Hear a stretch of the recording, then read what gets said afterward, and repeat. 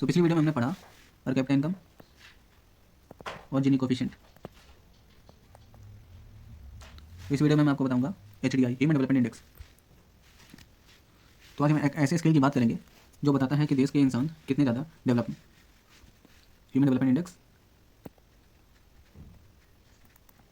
जिसको short form में HDI कहते हैं। अगर देश की GDP रिपोर्ट कार्ड है एक देश का जो कि बताता है कि देश में कितना ग्रोथ हो रहा है, तो ह्यूमन डेवलपमेंट इंडेक्स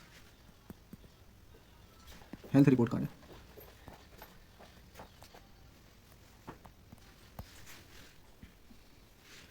तो यही बात है कि एक कंट्री का ह्यूमन डेवलपमेंट इंडेक्स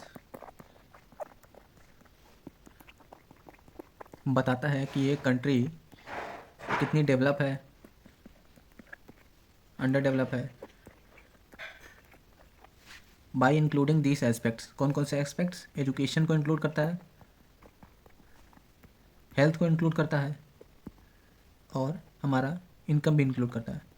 पिछले सभी जैसे जिनी कोफिशिएंट वगैरह और पर कैपिटा इनकम में ऐसा कुछ नहीं था कि वो ये सभी फैक्टर्स इंक्लूड कर रहे थे। तो HDI जो है वो काफ़ी इंपॉर्टेंट हो जाता है एक कंट्री के लिए। तो इस वीडियो में हम HDI का फार्मूला और इसके कंपोनेंट्स और जो आजकल रैंकिंग चल रही है और इंडिया के जो चैलेंजेस और लिमिटेशंस और अल्टरनेटिव्स इसके कि HDI के और अल्टरनेटिव्स क्या हो सकते हैं। तो चलो स्टार्ट करें। तो 1990 में एक पाकिस्तानी इकोनॉमिस्ट थे महबूबुल हक, इनका नाम महबूबुल हक है। 1990 में इन्होंने HDI को डिज़ाइन किया मिलके किसके साथ? अमर्त्य सेन। ये है Nobel prize winner in welfare economics, India के हैं। इन्हें नोबेल प्राइज़ मिला है इन विच फील्ड? वेलफेयर इकोनॉमिक्स में। ये है अमर्त्य सेन और महबूबुल हक, दोनों ने मिलकर के HDI डेवलप किया था। बाद में उसके बाद UNDP ने इसे अपने रिपोर्ट में शामिल किया और HDI को एक प्रॉपर वैल्यू मिलने लगा for economic indicator of a country. तो HDI का 3 पिलर है, 3 कोर पिलर क्या? हेल्थ है, एजुकेशन है और इनकम है।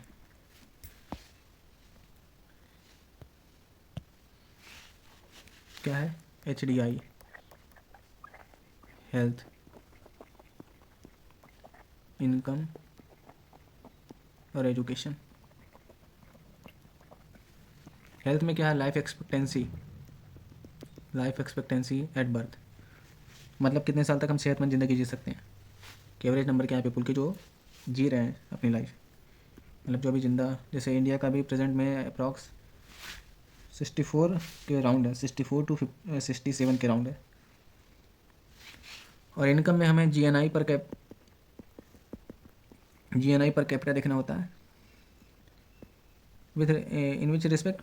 परचेसिंग पावर पैरिटी के रिस्पेक्ट में। परचेसिंग पावर पैरिटी काफ़ी इंपॉर्टेंट कॉन्सेप्ट हो जाता है, मतलब कि हमारे कंट्री में और दूसरे कंट्री में परचेसिंग पावर क्या है कि अगर $1 कोई 1 किलो सामान खरीद रहा है तो हमारे वहाँ उतने 1 किलो सामान वही सेम प्रोडक्ट कितने रुपए में खरीदाएगा। तो यही होता है परचेसिंग पावर पैरिटी, कि हमें कंपेरिजन करना होता है अपने रुपीज़ का इन टर्म्स ऑफ परचेसिंग पावर। और प्रेजेंट में इंडिया का जो परचेसिंग पावर पैरिटी वो पावर है $1 इज इक्वल टू 23 रुपीज़।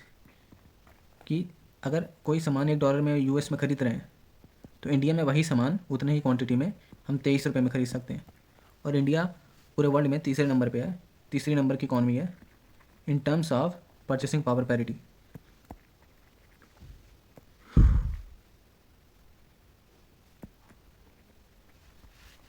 अब now let's back to the topic education. Education में क्या क्या आता है कि एवरेज स्कूलिंग कितनी है बच्चों की, एवरेज स्कूलिंग ईयर्स को इंक्लूड करते हैं और क्या इंक्लूड करते हैं? एक्सपेक्टेड स्कूलिंग ईयर्स, ये सब भी इंक्लूड किए जाते हैं। जैसे लाइफ एक्सपेक्टेंसी का अगर आप देख सकते हैं कि 2012 में, ये इंडिया का वर्ल्ड बैंक का सोर्स है, 2012 में इतना था, 2013 हाईएस्ट किया है यहाँ तक का, 2019 में। उसके बाद कोविड का पेंडेमिक आया तो कम हो गया, 67 के राउंड है अभी इंडिया का लाइफ एक्सपेक्टेंसी एट बर्थ। और यहाँ जैसे ये देख सकते हैं इंडिकेटर कि लॉन्ग एंड हेल्दी लाइफ के लिए क्या क्या डायमेंशन है? नॉलेज का डायमेंशन और डिसेंट स्टैंडर्ड ऑफ लिविंग का डायमेंशन। कि per capita income GNI per capita purchasing power के रिस्पेक्ट में दिया जाएगा। जीएनआई इंडेक्स जोड़ेंगे, लाइफ एक्सपेक्टेंसी इंडेक्स जोड़ेंगे और एजुकेशन इंडेक्स जोड़ेंगे। मतलब ये तीनों मिला करके ह्यूमन डेवलपमेंट इंडेक्स बनता है। और let's take an example of Norway.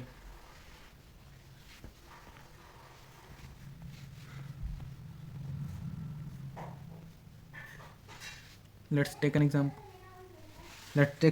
Example of Norway. Norway का HDI है 0.944, जो कि काफ़ी हाई है।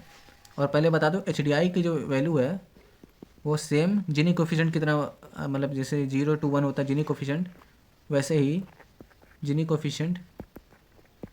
ही 0 to 1 HDI का भी वैल्यू वेरी करता है। जितना 1 के करीब होगा उतना हाई HDI मतलब अच्छा माना जाएगा, और जितना 0 के करीब होगा उतना लो माना जाएगा, लो अंडर डेवलप, मतलब डेवलपिंग, मतलब कि वो कंट्री डेवलप नहीं उतना। तो नॉर्वे क्या है 0.944, ये 1 से ज़्यादा करीब में है। तो इससे क्या, इसका क्या है, जो इनकम है वो बहुत हाई है यहाँ की। नॉर्वे, और हम नॉर्वे की इनकम क्या है, हाई है। लाइफ एक्सपेक्टेंसी क्या है, 42 साल की लाइफ एक्सपेक्टेंसी है। और जो एजुकेशन है वो फ्री एजुकेशन है। तो जाहिर सी बात है HDI इसका ज़्यादा होगा। और नाइजर क्या है, नाइजर का 0.337 है, इसका 0.944। इंडिया, इसमें लो इनकम है। नाइजर की 62 साल की लाइफ है लोगों की। और क्या है, कम लिटरेसी रेट बहुत ही कम है, रेट बहुत ही कम है। अब आते हैं कि HDI कैलकुलेट कैसे होता है। HDI कैलकुलेट होता है क्यूब रूट ऑफ तीनों इंडेक्स का मल्टीप्लाई, मतलब ज्योमेट्रिक मीन हमें निकालना होता है। इसका ज्योमेट्रिक मीन लगता है ऑफ ऑल 3 इंडेक्स। ऑल 3 में क्या क्या आता है, हमारा education index into life expectancy index into health वाला इंडेक्स, सॉरी हेल्थ नहीं, GNI इंडेक्स। ये तीनों को मल्टीप्लाई करके इसका क्यूब रूट निकाल देंगे तो HDI का वैल्यू आ जाएगी।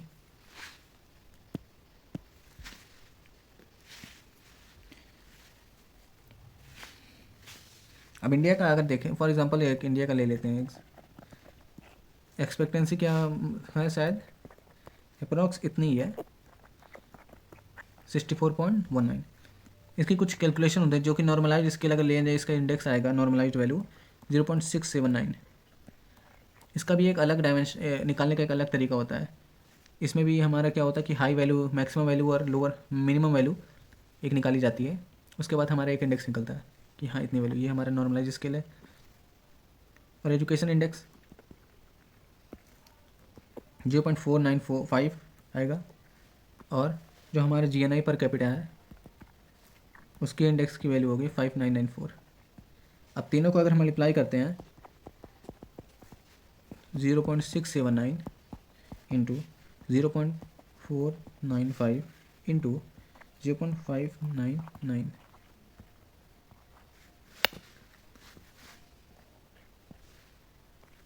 अब तीनों का क्यूब रूट। अब इन तीनों को मल्टीप्लाई करने के बाद जो वैल्यू हमारी आती है अप्रॉक्स आती है 0.586। ये हमारा HDI निकल गया। और इंडिया की जो रैंकिंग है प्रेजेंट में 134th है HDI रैंकिंग पूरे वर्ल्ड में। अब थोड़ा ग्लोबल पर्सपेक्टिव भी देख लेते हैं कि ग्लोबल HDI रैंकिंग क्या है और India versus the world. Global में टॉप परफॉर्मर कौन है, टॉप परफॉर्मर है Norway, Switzerland, Germany. High life expectancy, excellent education और स्ट्रॉन्ग इकोनॉमीज़। जब HDI है मतलब कि हाई लाइफ एक्सपेक्टेंसी है, एक्सीलेंट एजुकेशन है, कहीं फ्री एजुकेशन भी दिया जाता है, और इकॉनमीज़ मतलब उनका इकॉनमी भी अच्छा है।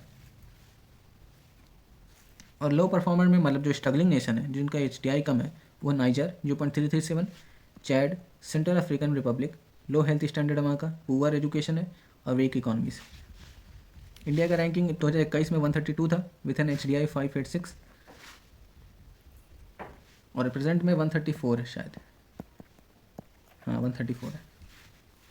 और जो बेस्ट स्टेट है इंडिया का केरला है विथ HDI ऑफ 0.764, जिससे पता चलता है हाई लिटरेसी है वहाँ की और हेल्थ भी अच्छी है।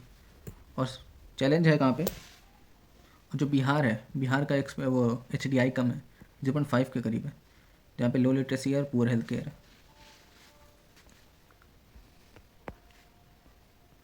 इंडिया में कुछ बड़े चैलेंजेस भी हैं, जैसे कि एजुकेशन पे सिर्फ 3% GDP खर्चा हो रहा है, हेल्थ केयर पे 1.3% GDP, जबकि ग्लोबल जो एवरेज होती है 4.7% है। उसी वजह से और इनक्वालिटी भी है कि एक तरफ जहाँ केरला है उसका HDI ज़्यादा है, और उसी दूसरी तरफ हमारा बिहार है उसका HDI काफ़ी कम है।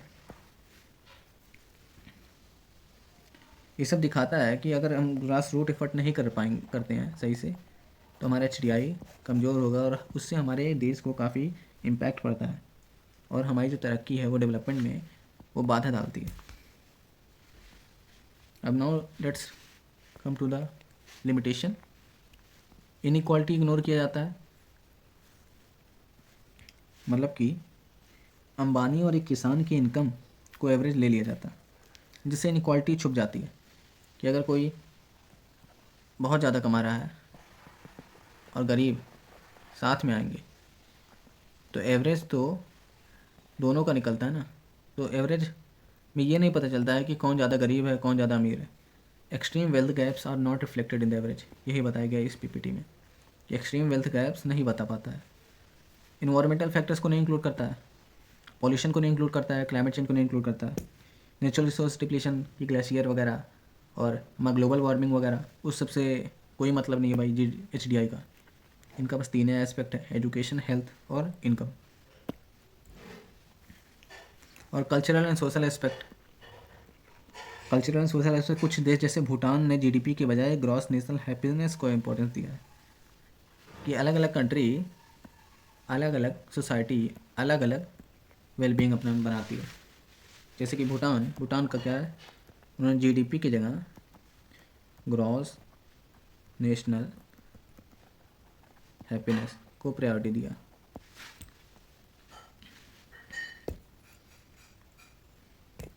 अल्टरनेटिव क्या है इसके, अल्टरनेटिव क्या क्या हो सकते हैं, मल्टी डायमेंशनल पॉवर्टी इंडेक्स। इसमें क्या होता है कि 10 तरीके का इंडिकेटर्स इसमें ऐड करता है, जैसे हेल्थ, एजुकेशन, लिविंग स्टैंडर्ड्स तो इंक्लूड कर ही रहा है, तो सैनिटेशन भी इंक्लूड कर रहा है, न्यूट्रिशन भी इंक्लूड करेगा, और भी 10 चीज़ें हैं जो इंक्लूड करता है मल्टी डायमेंशनल पॉवर्टी इंडेक्स। दूसरा क्या है, ग्रॉस नेशनल हैप्पीनेस। ग्रुप जैसे भूटान, अभी मैंने बताया alternative focusing on holistic wellbeing, कि हैप्पीनेस भी इसमें इंक्लूड करना चाहिए इन्हें।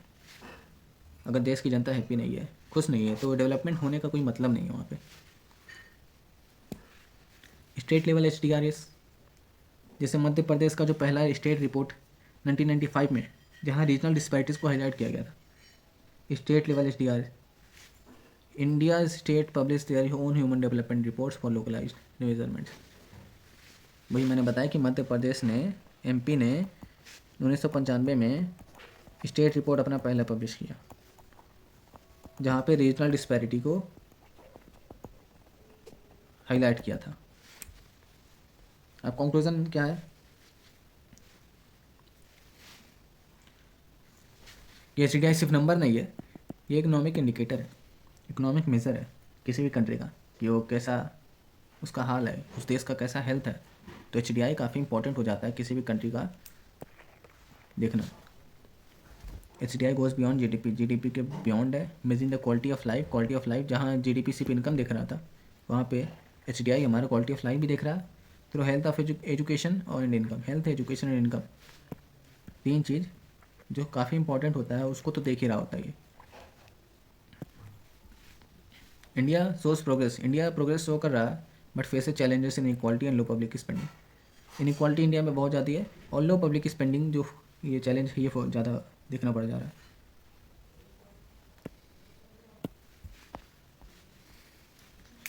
सो दिस इज़ एंड।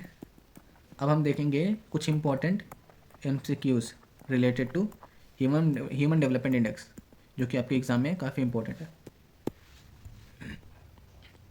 पहला क्या है हमारा, what does the human development index primarily measure. अभी मैंने पढ़ाया है, economic performance only, overall human wellbeing and quality of life, military strength and technological advancement. C और डी तो कंफर्म नहीं है, ये दोनों में से क्या होना चाहिए, बी होना चाहिए। क्या होगा answer, B. Which organisation introduce the human development index, World Bank, IMF, United Nation Development Programme, World Health organisation.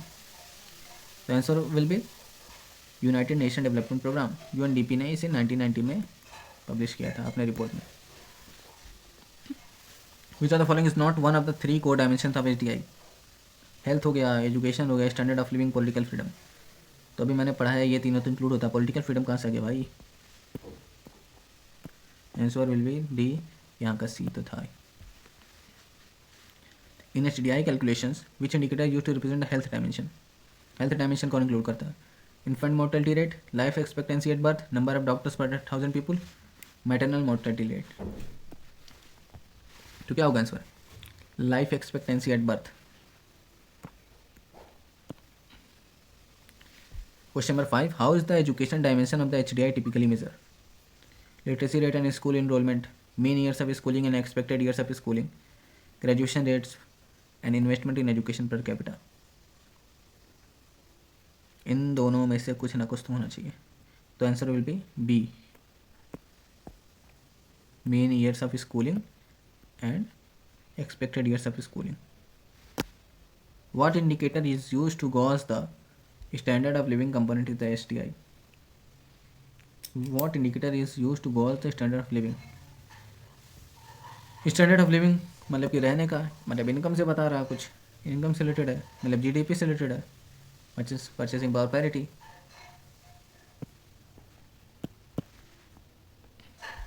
अभी मैंने बताया HDI की वैल्यू 0 से 1 तक वेरी करती है। 0 to 20 बिल्कुल गलत, 1 to 100 बिल्कुल गलत, नेगेटिव पॉजिटिव बिल्कुल गलत, तो 0 to 1। A country with an HDI score of close to 1 is generally categorized as having low development, high development, medium development, very high development। तो क्या था, मैंने बताया जितना एक से क्लोज होगा उतना डेवलपमेंट हाई होगा।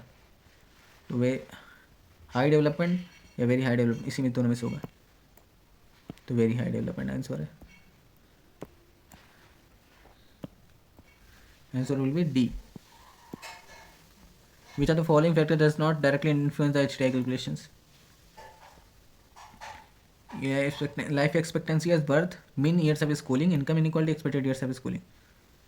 अब क्या था HDI में, क्या था एजुकेशन में हमारा स्कूलिंग हमारा period into life expectancy into GNI, ये था। तो एजुकेशन स्कूल वाले में क्या था, स्कूलिंग वाला दोनों का पीरियड ऐड करते हैं, एक्सपेक्टेंसी एट बर्थ भी ऐड करते हैं।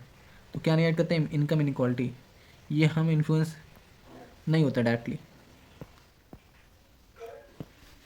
What is the one key purpose of revising and updating the HDI methodology? To focus exclusively on economic data, to improve comparison और development, to base and exclusive population, to limit.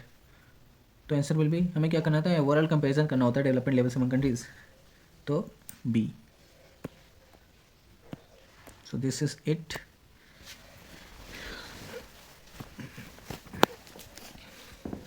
Next video होगी purchasing power parity पे।